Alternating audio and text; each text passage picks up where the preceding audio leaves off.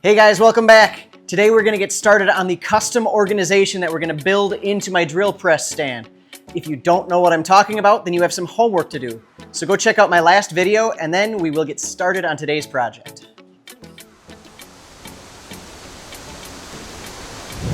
Now we're gonna end up with 3 different drawer-like storage devices. I'm calling it that because I don't know if it's drawers or just sliding platforms or what. We're gonna end up with 3 in here, but by the time we're done, we're gonna have a deep one, a medium one, and a shallow one.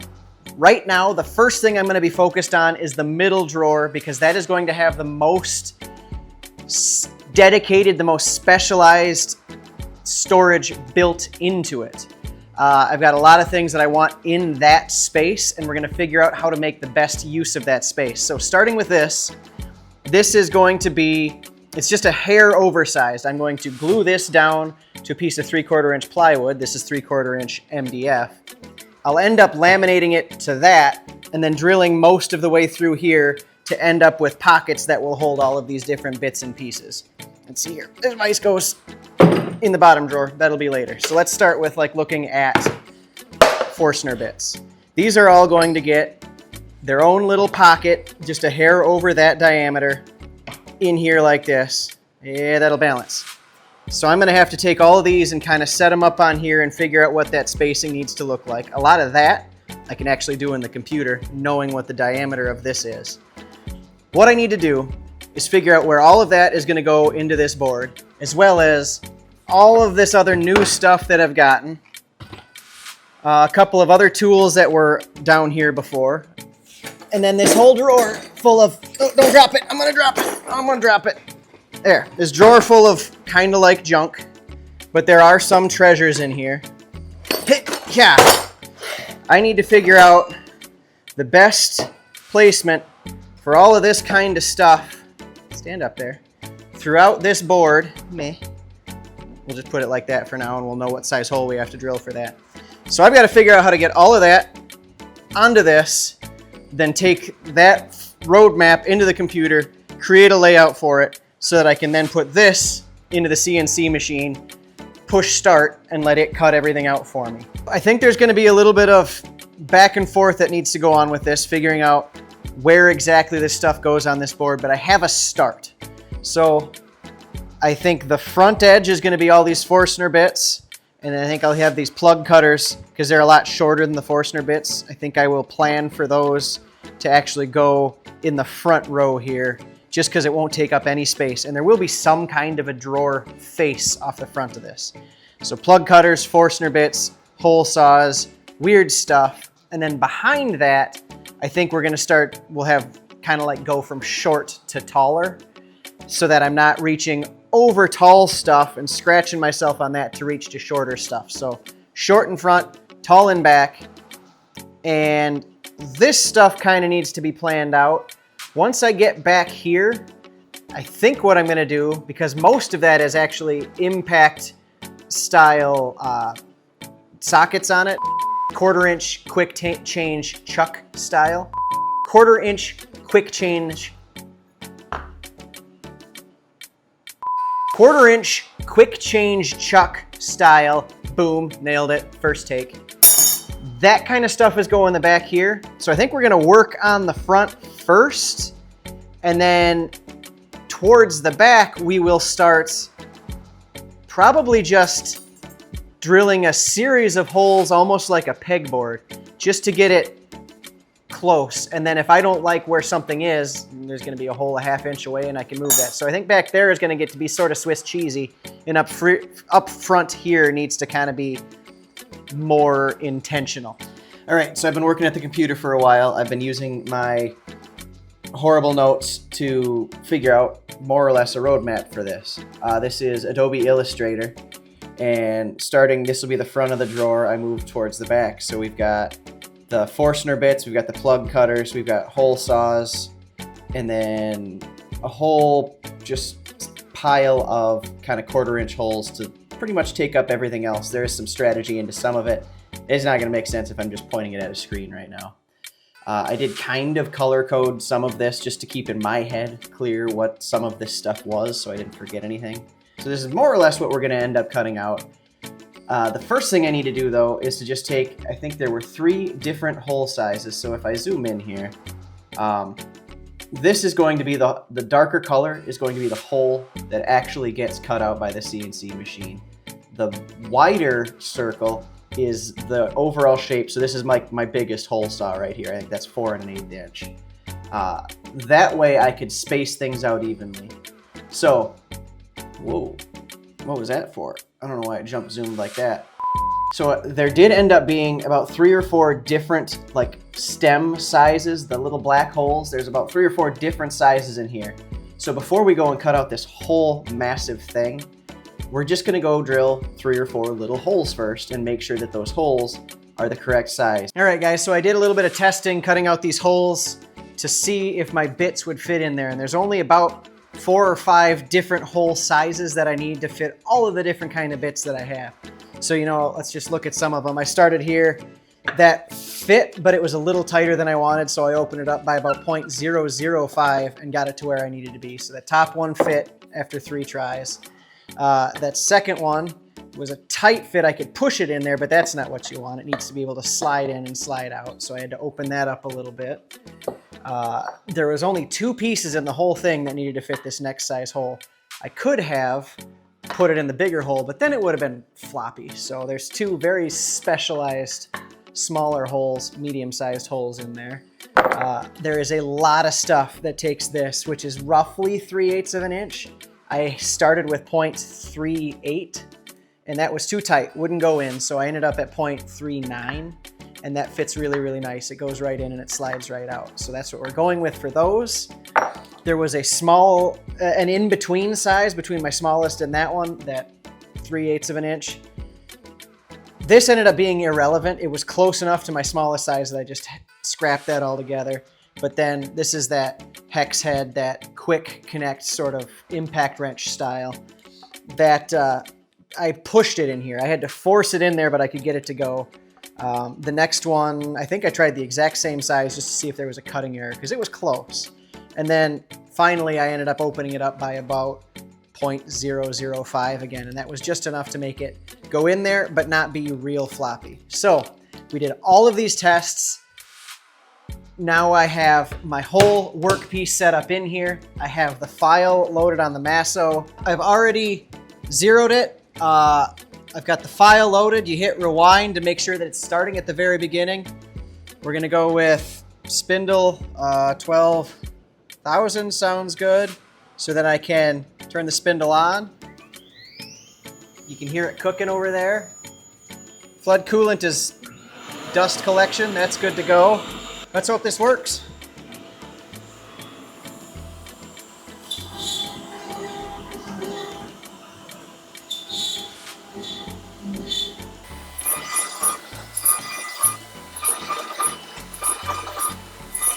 It's doing exactly what I expected it to do.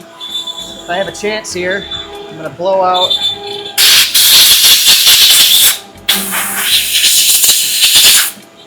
I'm drilling those all the way through the MDF. They're 3/4 of an inch deep.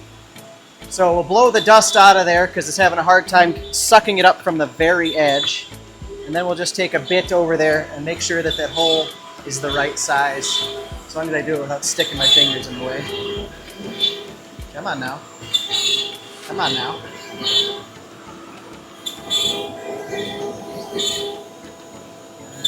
Get out of the way. One more. Oh crap, it's not big enough. That's no good. What happened? Well, I'm not exactly sure what's gone wrong here. I did all the testing in this test piece and I got perfect fits in what I wanted it to be. This hole is 0.390.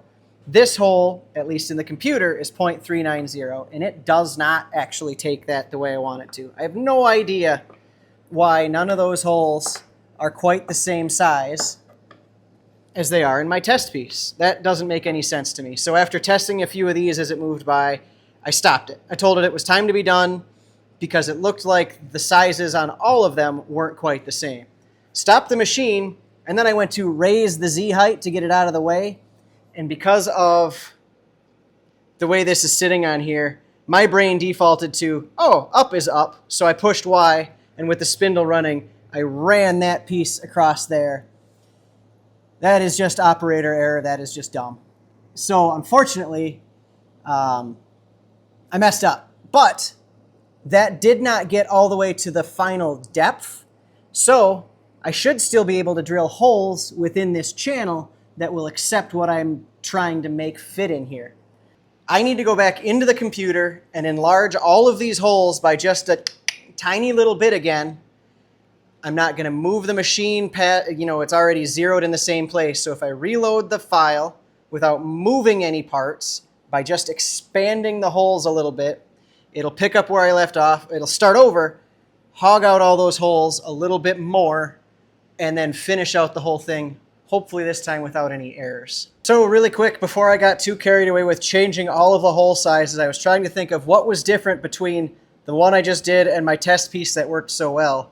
And what I figured out was I went from fill method offset to x-axis. I went from this one to this one because it saved me 9 minutes in the carve time, and I couldn't tell a difference in what it was doing. So, nope, not pause, let's see, 32 minutes. So it said it was going to be more like 19, so it saved me even a little bit more time to do it the other way. But I thought that's the only difference. So I loaded the whole file back in, and all I changed was that. I didn't change any sizes, and we'll see if this opens up the pockets enough that things are supposed to fit the way I want them to.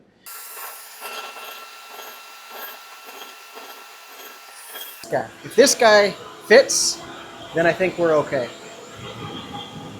It should fit in that hole, and it definitely doesn't. I gotta move that one more space. Come on now. Fits in that hole just fine now. So maybe that was my problem. Maybe this is, maybe it's not doing anything different than it did the time before. I don't know. When we get to the back end here where I just have this whole field of different sizes, there's a bunch that are this size. If this fits in that at that point, then I'm going to feel really good about what we just changed. Otherwise, it's just slapping the sides around right now and creating looser tolerances, which is what I needed. Moving on. All right, so this thing finished up its second round, and this time, everything fits. Everything goes in just exactly the same way I had it tested out the first time around.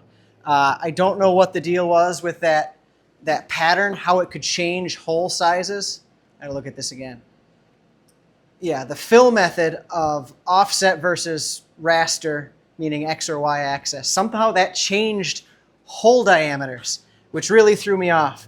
But now that we have fresh holes that didn't get cut twice, all of these are fitting just fine. They're fitting exactly the way I wanted. You can get them in and out really easily, yet they're not stuck. There's not any force to it. And it's working with all of the different sizes that I have going on here. You can see right here that slot that I cut that I was kind of bummed about. It's going to work just fine. Those all still go in there. They maybe tilt that way a little too much. That stinks, but it's going to work. It's going to work fine. You know, that doesn't tilt hardly at all. That tilts kind of a lot. I'm going to deal with it. Worst case scenario, I could glue just a stub of wood down in there to keep it from tilting. But the other thing I will say is that this was a compression bit. This is the Jenny bit from Cadence Manufacturing. You can tell that I cooked it a little bit. It definitely got hot in there. And the reason that is, I should have known this going into it, but I didn't want to stop it once I started.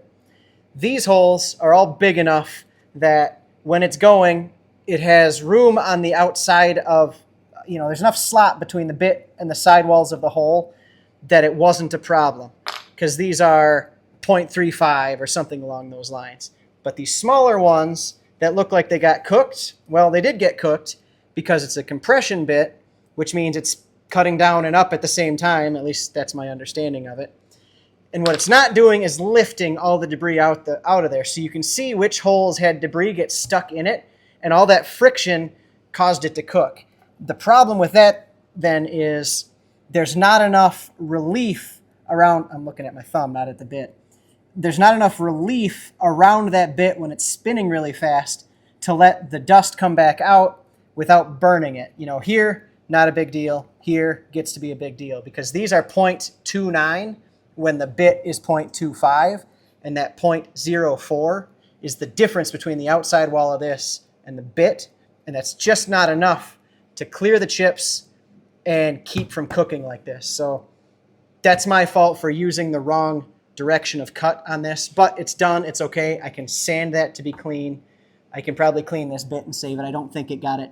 I don't think it wrecked it. I don't think it made it dull and unusable. It just caked the goop on there because basically this is just sawdust and wood glue. But anyway, that's done. I'm really anxious to load it up with bits and see how that's going to look, even though I will have to then just unload all the bits so that I can build it as a drawer. The other thing, while that was running, I came over here and threw together, this is going to be the bottom drawer, this will be the base, so it's going to hold things like that vise. And I didn't so much want a drawer as I wanted a pull-out shelf, because this isn't going to hold a bunch of loose stuff. It doesn't have to keep things from spilling out the side. I think it's going to hold that. I think it's going to hold my wet sharpening machine, my sharpener that runs on a whetstone in a circular. I don't know things. What makes you think I should know the name of all of the things? I just know how to use some of them, anyway. Shelf is built, so now I can put that in as low to the bottom, as far down here as I can get it, and then knowing what I have to clear, then I can put the bit organizing tray in there, and then I will know what I have left exactly for space at the top to build my skinniest drawer that's going to have stuff that lays more flat. Man, you don't know how happy it makes me that I'm about to have a drawer that holds all of this stuff, looks this organized, and still has room for growth. And this is just like the weird stuff. This is the stuff that needed to be organized. And then in the top skinnier drawer, whatever space I'm left with for that, that's where I can put a lot of this kind of stuff, the actual bins and containers. I had originally thought I would take this whole set of drill bits and make something like that, where you have to change the size of the hole to make it fit the drill bit itself. But this box, so once again, come on, shake it off. Who's up? And hell. Who does that song? Shake the bits out of the box. I think that's a Swiftie song if I ever heard it. Moving on. So this, most of the time, boxes like this tend to be irritating. They don't open. I have kind of like one here where this gets caught all the time. That actually went smooth for a change. That gets caught all the time. Or it won't shut all the way. You can't get the stuff to shut. Normally, bit boxes frustrate and upset me. So I expected to take these out of this box and build an organizer like that into a shelf like this. But this one actually works. And it's really nice and really convenient and allows everything to stay nestled. So I can build a very, very short drawer, put this front and center. If I'm standing at my drill press, my most used bits are going to be the very frontmost things. Slide the drawer out, have this organizer sitting there. Everything is labeled, and I can just flip it up, grab the thing, put it in the drill press, and get to going. So that's the plan here and for going up. But at this point, I got to get all this stuff out of here, mount the bottom drawer, mount the organizer sliding panel thing, and then figure out the top drawer. All right, guys, we've made some real progress on this thing, and I haven't really run the camera much lately because there was a lot of stuff that was just gonna get redundant. Primarily that is, we got the drawer slides installed on the drawers and in the cabinet, and I've done that so many times on this channel that I figured I'm not gonna rehash it here. If you wanna see that, I'll link to a couple of the examples down below. But in this case, look, it's done. Magic of editing, it's all over. We've got bottom drawer, middle drawer, which is just the organizer rack, and then skinny little top drawer. This is gonna get some organization built into it too, but that's gonna be more like gluing strips in here to create pockets, kind of like your silverware utensil drawer. If you look at the sliding organizer and then the bottom one, because the sides are so thin and the face is gonna be so tall because there's gonna be tall stuff in it, I did make a taller front just so it had a little bit more to grab onto when I screw from the inside into the faceplate into the fronts. And that way it's not just trying to hook onto this very bottom edge, this thin bit down here. So that's kind of why that looks funny right now. But once the faces are mounted to it, it's not going to look funny anymore, and it's going to make it a lot stronger when you go to pull on it. These, like I said, are the faces. This is just a really crappy piece of maple I had hiding up in the lumber rack, and turns out it's absolutely gorgeous. So it's silly. It's junk wood that turns into pretty wood, and this is going to end up being really, really nice. Try to balance that in there. When I try to put this one in here, I knock stuff over, so you can imagine it like that. Really pretty stuff.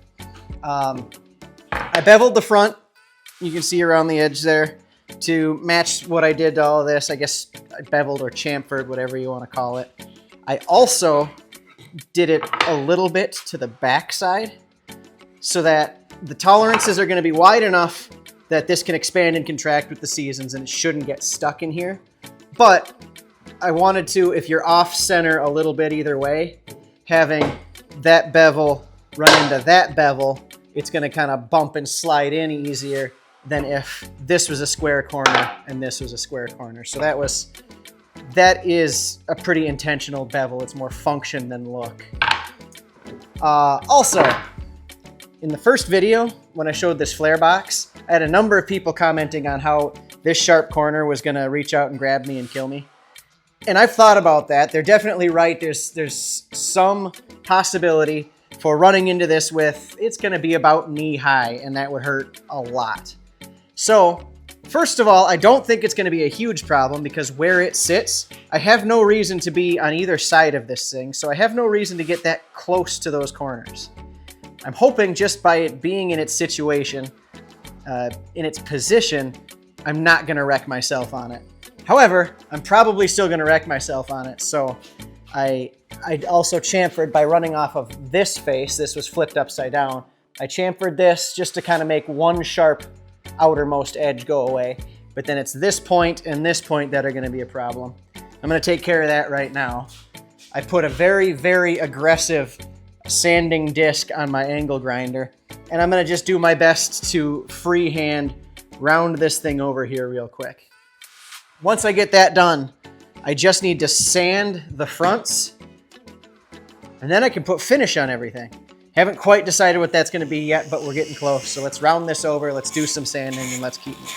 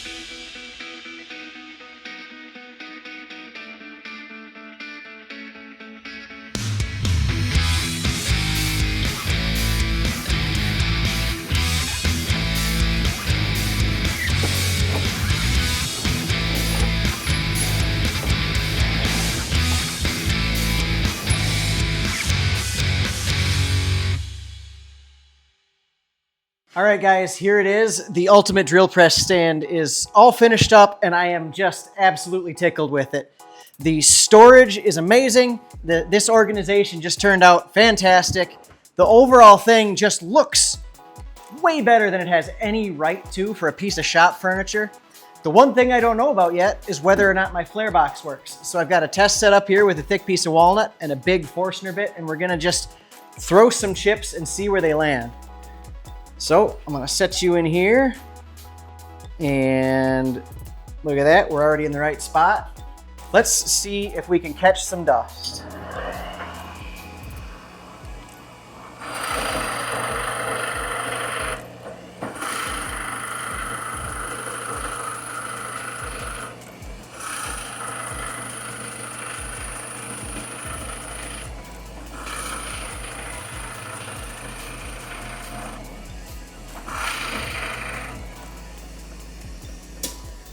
Kind of going a little faster than I ought to for that big of a Forstner bit, so we're definitely making a mess around here, but I'm catching a lot up here, which I can just sort of brush off into that, and it's not such a big deal. Let's just turn the speed down a little. And we'll just see how far a little bit lower RPM will take this.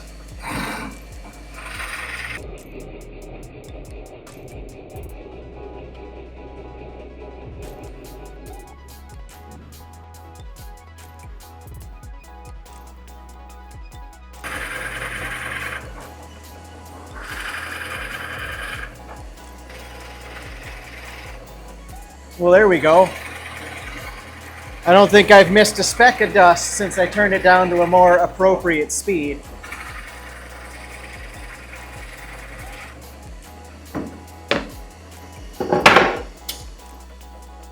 So, it's maybe not 100% effective, judging by the floor here, but it is way more effective than the little table I had before, and it's catching this and containing this, and it'll make it easier to clean up than sweeping it off the floor. So I'm calling it a win.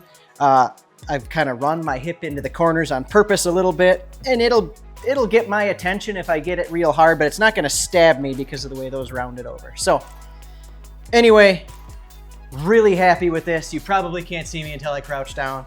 I do wanna say, make sure you go check out Montana Tools. They gave me a lot of cool stuff that I could incorporate in here and stuff that I used while building this. They're not sponsoring this by any stretch, but I do have an affiliate code. I believe it's 10% off if you use the code Gunflint. Maybe it's Gunflint 10. I'll have a correction right here if I'm not saying the right words. Check them out. Check out all the links in the description, all that kind of stuff. And I am tired of jabbering. This definitely turned into a long video, so thank you guys for sticking around, and we will see you in the next one.